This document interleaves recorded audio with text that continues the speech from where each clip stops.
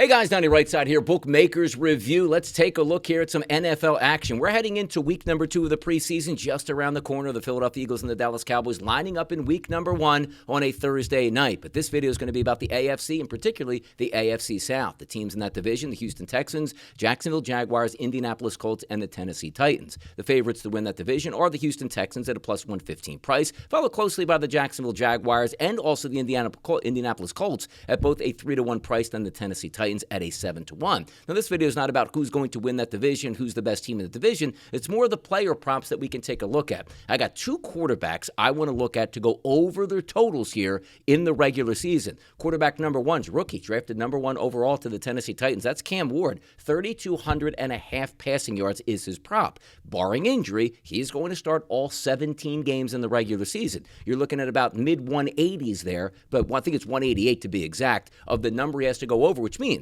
an average of around 200 yards per game will get this job done.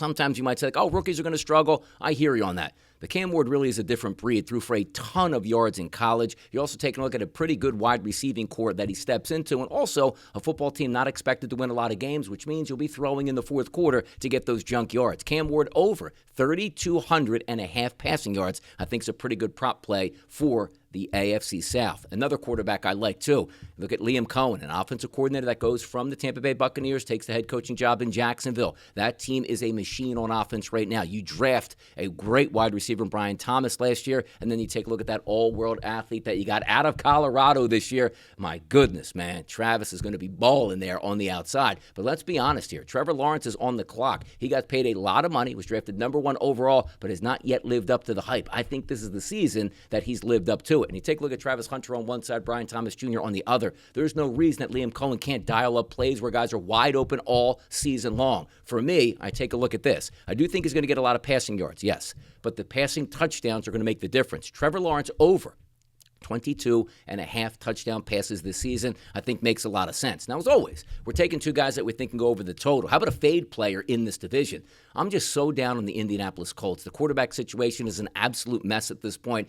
Do you get those explosive plays at the wide receiver position, or are you going to be facing 9 and 10-man boxes the entire season just to stop Jonathan Taylor? Now, last year, Taylor had a lot of touches and a lot of yards. The previous 2 years, banged up a little bit and didn't hit the 1,000-yard mark. I'm going under 1,175.5 rushing yards on Jonathan Taylor, just for the simple fact is, a lot of touches last year. I don't love the offense this year. I just think he might get stymied. Sure, he might get to 1,000 yards, but if he misses any time, hamstring injuries, he's not going to hit that 1,175.5. We're going the under and fading Jonathan Taylor this season. Now, you want a long shot? I love the Jacksonville Jaguars offense this year. I really do. And Brian Thomas Jr. was sensational as a rookie last year. I think he takes the next step. Not leading the NFL in total yardage, but my goodness, he is going to be available and open in the red zone, and the chances to hit home runs all over the field. How about Brian Thomas Jr.? Most regular season receiving touchdowns is a 25-1 price. So how about that? The AFC South, not a great division to look at, and you're probably looking at other ones saying, a little bit more competitive, but you do have some gems in this division I think we can win some money on, and that's where we're going to go.